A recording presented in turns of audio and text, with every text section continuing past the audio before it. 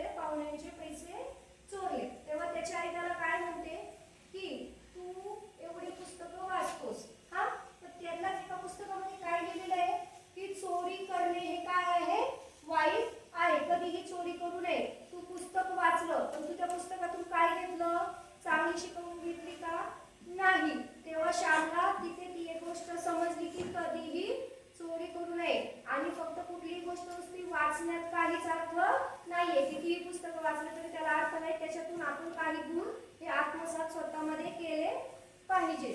तिसरी गोष्ट शिकायला होते. एक दिवस ते तिकडून सुट्टीला त्यांच्या घरी आले तर त्यांचे वडील त्यांना काय म्हणले, श्याम तू तुझे जे काही केस आहेत ते काय कर काप. तेव्हा श्याम म्हणतो काय गरज आहे केस कापायची, ते आहे ते काय चांगले नाही आहेत का. तेव्हा श्याम असं बोलतो आणि रागात निघून जातो. आणि श्यामची आई त्याला मग समजून सांगते की बाळा आपला धर्म आहे तो आपण काय केला पाहिजे, जपला पाहिजे. केस कापले तर काय झालं एवढं त्याच्यात, केस कापणे काय वाईट गोष्ट आहे का. तिथं एक साने गुरुजी